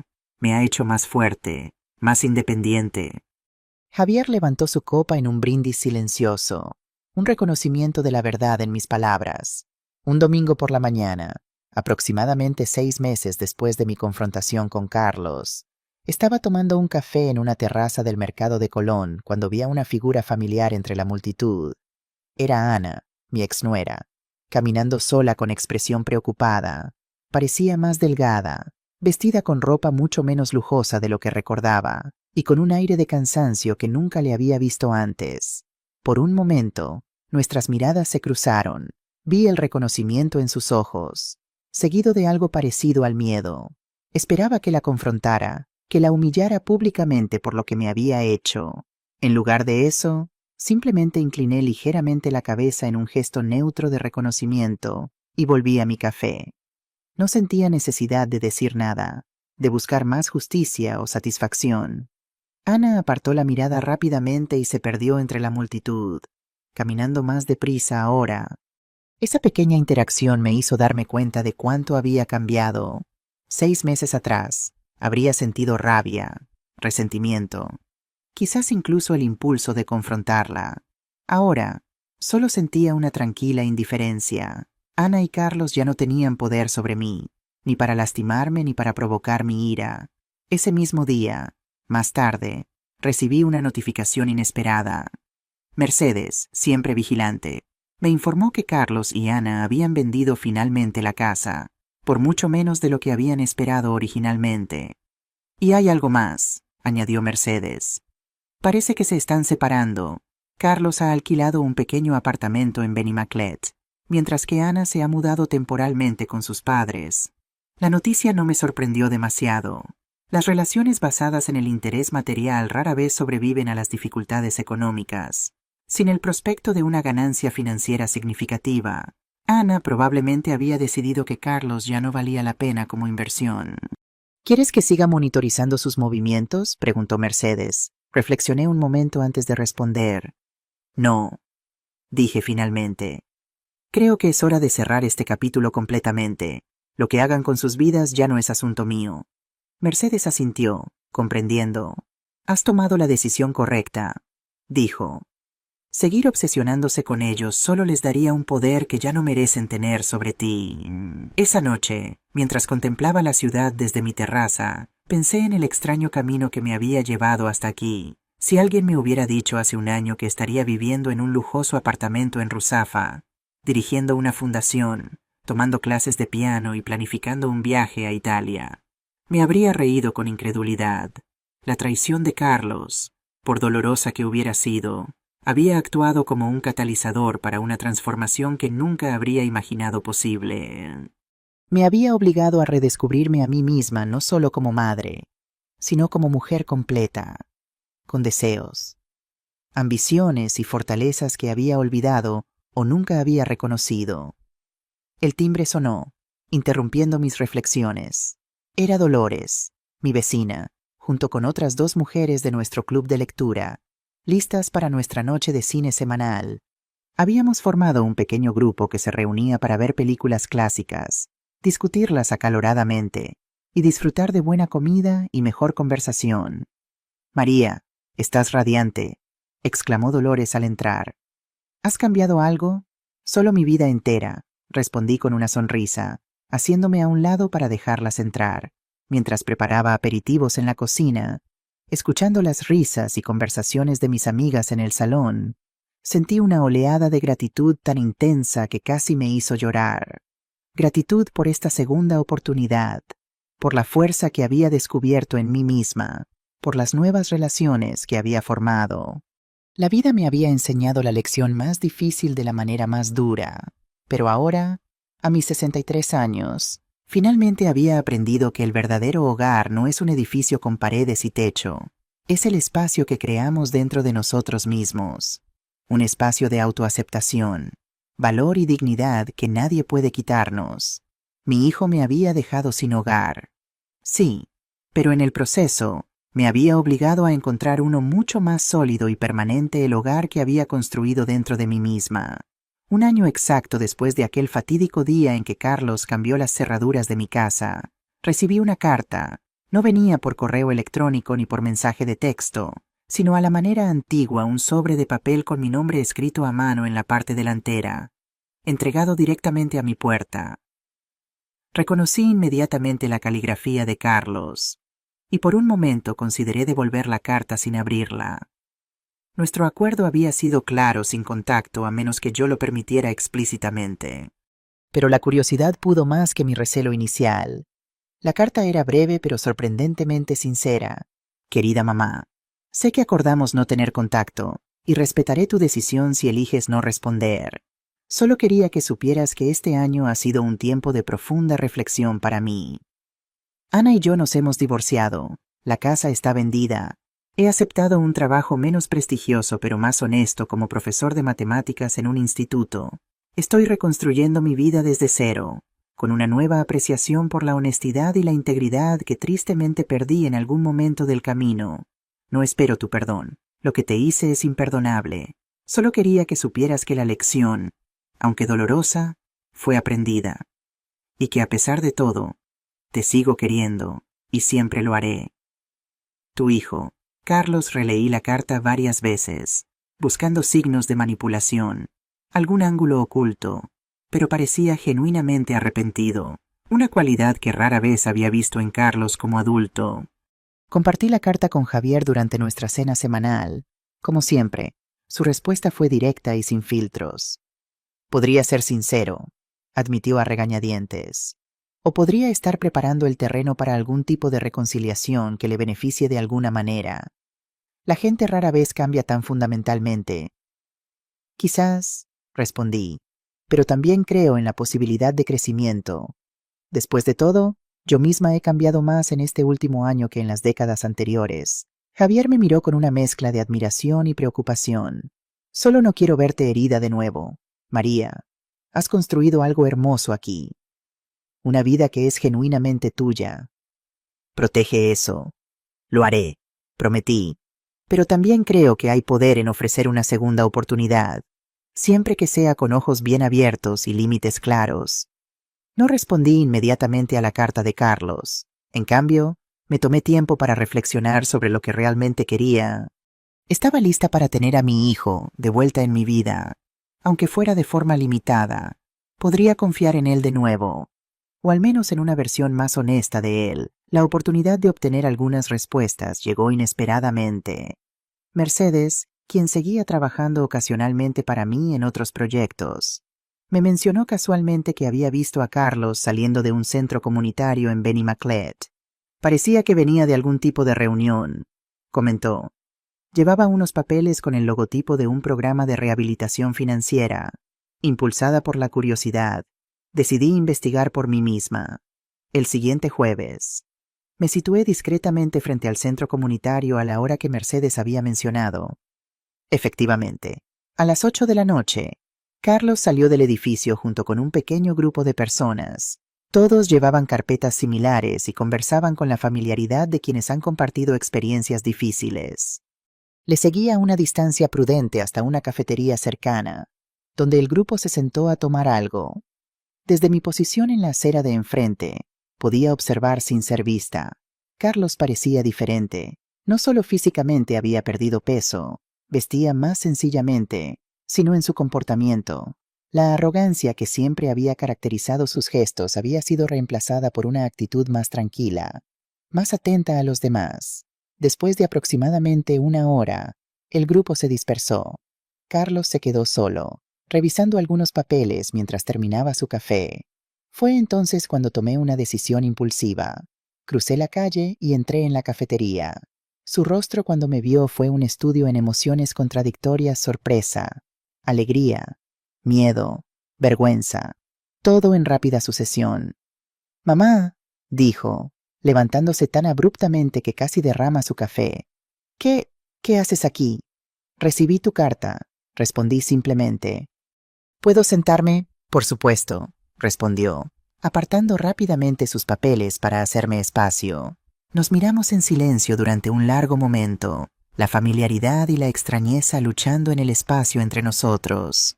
«No esperaba verte», dijo finalmente. «No esperaba venir». Admití. Fue una decisión del momento. Carlos asintió, aceptando la honestidad de mi respuesta. «¿Cómo estás?», preguntó con cautela, como quien camina sobre hielo fino. «Estoy bien, mejor que bien, en realidad». «¿Y tú?» «Tu carta mencionaba algunos cambios». Carlos sonrió ligeramente, una sonrisa sin la confianza excesiva que solía caracterizarle. «Cambios significativos. Después de que Ana me dejara y perdiéramos prácticamente todo, tuve que reevaluar mi vida completamente. Fue humillante, pero también clarificador». «¿Estás enseñando ahora?», pregunté, recordando lo que había mencionado en su carta. «Sí, en el Instituto Ben-Lure, Matemáticas y Economía Básica», se rió suavemente. Irónico, considerando lo mal que gestioné mis propias finanzas. «¿Y esa reunión de la que vienes?». Carlos pareció momentáneamente sorprendido por mi conocimiento de sus actividades, pero respondió sin evasivas. «Es un programa de rehabilitación financiera y ética para personas que han cometido fraudes, estafas o simplemente han manejado terriblemente sus finanzas. Parte terapia, parte educación práctica». Hizo una pausa. «Lo inicié como parte de mi acuerdo con el banco para reestructurar mis deudas, pero ha resultado ser mucho más significativo de lo que esperaba». Su franqueza me sorprendió. Este no era el Carlos que recordaba, siempre ocultando información, siempre manipulando la narrativa a su favor. «¿Y está funcionando?», pregunté. «Creo que sí», respondió, considerando seriamente la pregunta. «Me ha ayudado a entender los patrones de pensamiento que me llevaron a tomar decisiones tan destructivas. La sensación de derecho, la justificación, la capacidad de desconectar mis acciones de sus consecuencias reales». Se detuvo, mirándome directamente a los ojos por primera vez. Lo que te hice, mamá. No hay excusa, lo sé ahora, y lo siento más de lo que puedo expresar. Sentí la sinceridad en sus palabras, pero también la cautela nacida de la experiencia. ¿Qué esperas de este encuentro, Carlos? Pregunté directamente. ¿De tu carta? ¿Qué estás buscando? Pareció reflexionar profundamente antes de responder. Honestamente, no esperaba nada. No creí que responderías a la carta. Y ciertamente no imaginé que nos encontraríamos así. Solo quería, no sé, cerrar el círculo de alguna manera, hacerte saber que tu lección, por dolorosa que fuera, no cayó en oídos sordos, asentí, apreciando su honestidad. Y ahora que estamos aquí, cara a cara, Carlos respiró profundamente. Ahora, supongo que me gustaría saber si hay alguna posibilidad, algún día, de reconstruir algo. No lo que teníamos antes, eso se ha ido y ha sido por mi culpa, sino algo nuevo, basado en quienes somos ahora. Era la pregunta que yo misma me había estado haciendo desde que recibí su carta. ¿Era posible perdonar sin olvidar, construir una nueva relación con plena conciencia de los errores del pasado? No lo sé, Carlos, respondí con honestidad. Una parte de mí quiere creer que las personas pueden cambiar fundamentalmente. Otra parte recuerda vívidamente lo que sentí durmiendo en mi coche, sabiendo que mi propio hijo me había puesto allí. Carlos asintió, aceptando mis palabras sin defensividad. Lo entiendo, y aceptaré cualquier decisión que tomes. Hizo una pausa. Solo quiero que sepas que estoy intentando ser mejor, no solo por ti, o por la posibilidad de reconciliación, sino por mí mismo, porque no me gustaba en quien me había convertido. Esas palabras, más que cualquier otra cosa que hubiera dicho, resonaron dentro de mí. Reconocí en ellas el mismo viaje que yo había emprendido, aunque desde una dirección completamente diferente. Podríamos intentar algo pequeño, dije finalmente. Un café, como este, una vez al mes, sin expectativas, sin presiones, solo dos adultos conociéndose de nuevo. La esperanza iluminó su rostro, pero fue rápidamente moderada por el realismo. Me gustaría eso, dijo simplemente. En tus términos, por supuesto. Y Carlos, añadí, esto es condicional. Al primer signo de manipulación, de deshonestidad, se acabó, sin terceras oportunidades. Completamente justo, asintió. Nos despedimos poco después, con un acuerdo tentativo para reunirnos nuevamente en un mes. Mientras caminaba de regreso a mi apartamento en la cálida noche valenciana, reflexioné sobre los giros inesperados que la vida puede tomar. Un año atrás, había estado sin hogar, traicionada, desesperada. Ahora tenía no solo un nuevo hogar físico, sino un sentido de propósito, una comunidad de amigos, una fundación floreciente, y quizás, solo quizás, el principio de una relación reparada con mi hijo. No sabía si Carlos había cambiado realmente o si nuestros cafés mensuales eventualmente conducirían a algo significativo, pero había aprendido que la vida rara vez sigue los caminos que esperamos, y que a veces las mayores bendiciones pueden surgir de las peores traiciones. Esa noche, en la tranquilidad de mi apartamento, escribí en mi diario, una práctica que había comenzado durante mis días sin hogar, como una forma de procesar mi trauma. Las palabras fluyeron fácilmente. Mi hijo me dejó sin hogar hace un año. En el proceso, me obligó a encontrar un hogar dentro de mí misma que nadie podrá quitarme jamás. Por eso, en el más extraño de los giros, casi debo agradecerle, no por lo que hizo, sino por la mujer en que me he convertido a causa de ello. Una mujer que finalmente entiende que su valor no depende de cómo la traten los demás, ni siquiera aquellos que deberían amarla más. Una mujer que ha aprendido a vivir no desde el miedo o la dependencia, sino desde la fuerza y la elección consciente. Una mujer que, a los 63 años, finalmente se ha encontrado a sí misma. Cerré el diario con una sonrisa tranquila. El círculo se había cerrado, pero el camino continuaba, y por primera vez en mucho tiempo, estaba genuinamente emocionada por ver dónde me llevaría.